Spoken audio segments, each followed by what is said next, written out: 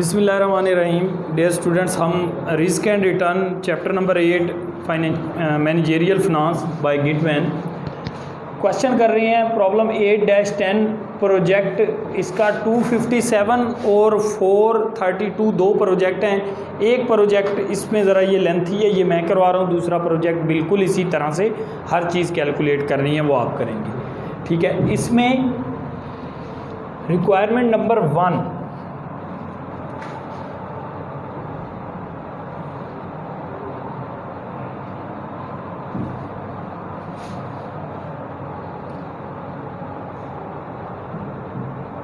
Requirement 1 में क्या पूछ रहा है जी?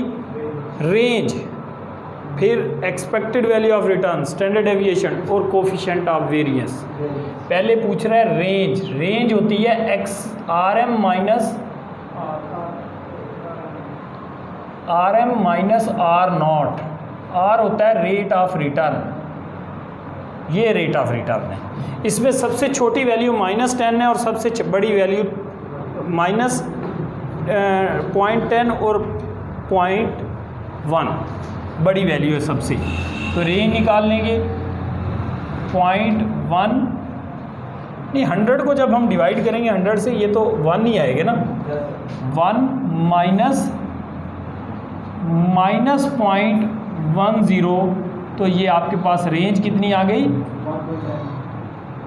कितना आ गया? 1 पॉइंट प्लस हो जाएगा ना, 1.10 रेंज आ गई इसमें। ठीक है जी, 1.10 रेंज आ गई। रिक्वायरमेंट 2 में क्या पूछ रहा है? Expected value of return. Expected value of return को जाहिर करते हैं R बार से। फार्मूला है sum of R divided by N। Sum of R, ये रेट ऑफ रिटर्न, इसका सम करना है। इसका सम कर लेंगे,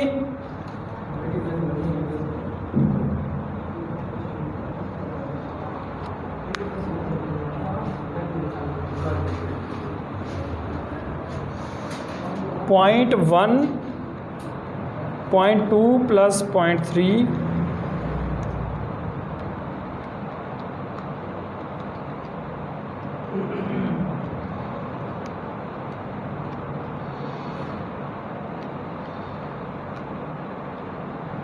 जी, ये आ रहा है 4.95।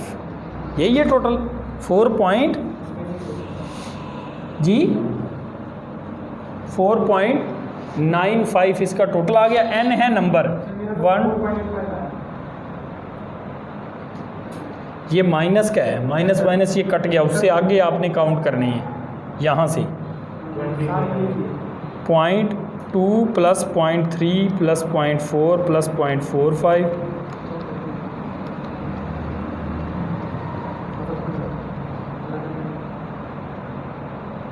$4.95 क्या है आंसर टोटल? 4.95। तो ये आ गया 4.95 डिवाइडेड बाय N है नंबर्स।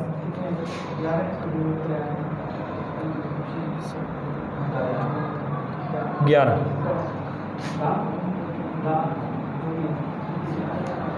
4.95 डिवाइडेड बाय 11,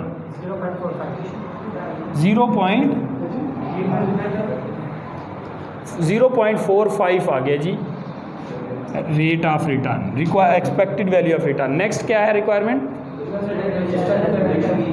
नेक्स्ट है standard deviation.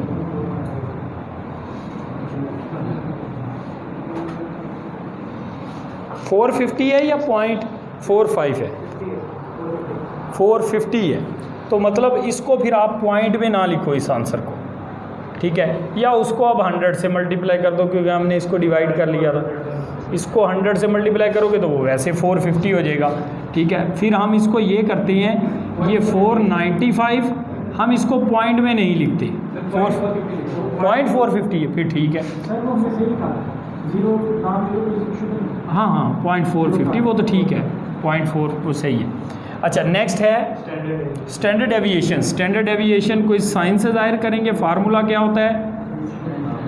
R minus expected value of return R bar multiply by probability, इसके ऊपर स्केयर भी है। अब हम फाइंड करेंगे आर माइनस आर बार, ये एक कॉलम बनाएंगे,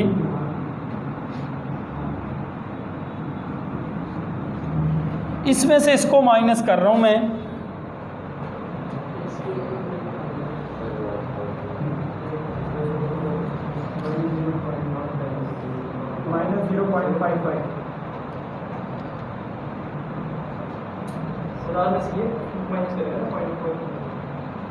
ये माइनस नहीं करेंगे, ये करेंगे expected value of return minus करेंगे इसमें से 0.10 माइनस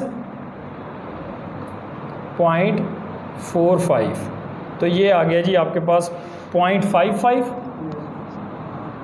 माइनस का नहीं, ठीक है, ये तो माइनस माइनस माइनस का ही आएगा सर। अगला माइनस में आएगा 0.35 माइनस 0.35। नेक्स्ट सर उसका आएगा minus 0.25 minus 0.25 minus 0.15 minus 0.05 zero, ये इसी को फिर उल्टा लिख दो,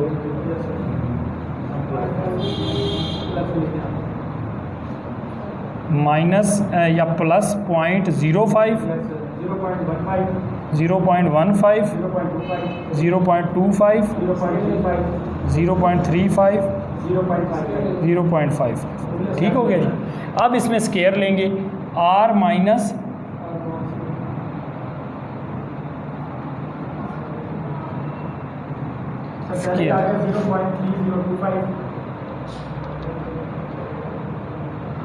आप वैल्यूज टैली करते जाइएगा, 0.3025 कौन सी वैल्यू, 0.15 की जगह 0.2050 ये इससे नीचे सर, 0 से नीचे, ये 0 से नीचे, ये वाली वैल्यू, इससे नीचे वाला सर, ये ये संदर्भ से बड़ा 0.60 माइनस 0.450 0.15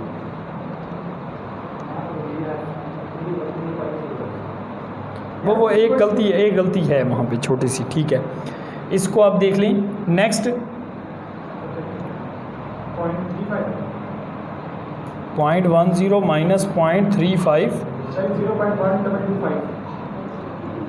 0 पॉइंट, इसका हमने स्केयर लेना है, कितना 0.1225 0.0625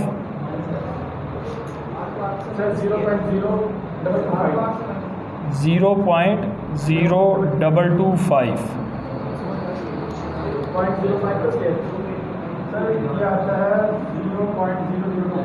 0.0025। अब ज़ीरो फिर यही लिख देंगे 0.0025 पॉइंट, सर ये नहीं आया ना, 0.3025 इसका स्केयर लिया ना, यही आएगा 0.5 का, 0.0225 0.0625 0.1225 0.3025। अच्छा, अब ये हमारा हो गया। नेक्स्ट क्या है, हमने इसको प्रोबेबिलिटी से मल्टीप्लाई करना है, बाद में फिर उसका फार्मूले में जाके अंडर रूट लेना है। R minus r bar square multiply by probability, इसको प्रोबेबिलिटी से मल्टीप्लाई करते जाएंगे। 0.3025 मल्टीप्लाई बाय 0.01 0.003025। हाँ जी सही है। 0.04 मल्टीप्लाई बाय 0.1225 0.0049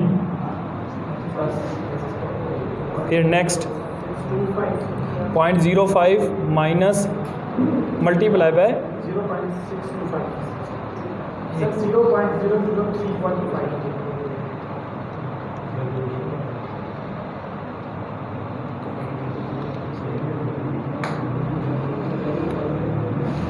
ये आ रहा है जी 0.003125 जी। ठीक है जी, नेक्स्ट वैल्यू देखें 0.10 मल्टीप्लाई बाय 0.0225 0.00225 फिर 0.0025 मल्टीप्लाई बाय 0.15 तो ये आएगा जी 0.0003 अब यही हम लिख देंगे नेक्स्ट भी। फिर नहीं, ये वैल्यूज़ चेंज है, नहीं प्रोबेबिलिटी चेंज है।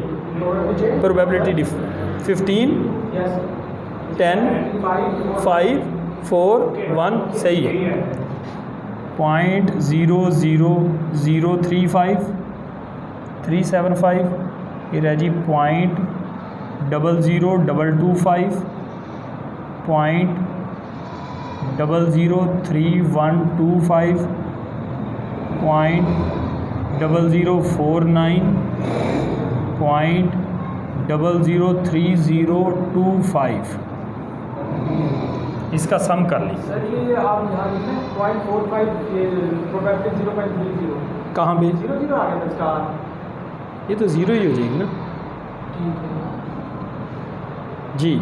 0.03025 प्लस 0.0049 0.003125 प्लस 0.00225 प्लस 0.0000375। ये जो आंसर आ रहा है इसको मैं कर देता हूँ 2 से मल्टीप्लाई। देखें इसका टोटल आ रहा है 0.0273 ठीक है 5। अब इसी को हम यहाँ पे पुट कर देंगे under root 0.02735 under root answer करेंगे तो ये आएगा 0.165। ठीक है जी, ये हमारी सेकंड रिक्वायरमेंट थर्ड रिक्वायरमेंट हो गई। लास्ट में क्या कह रहा है? Coefficient of variance standard deviation divided by expected value of return R bar. Standard deviation आ गई 0.165 और एक्सपेक्टेड वैल्यू ऑफ रिटर्न 0.450।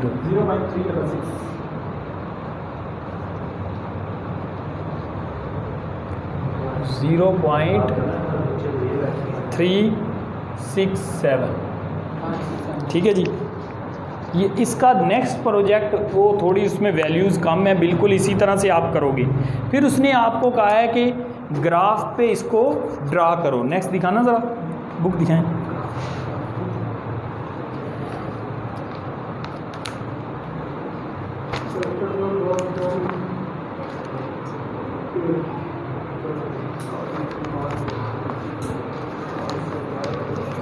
जी, इसमें प्रोजेक्ट 432 में भी यही रिक्वायरमेंट आपने सेम रिपीट करनी है। उसके बाद वो कह रहा है construct a bar chart each distribution rate of return. आपने क्या करना है?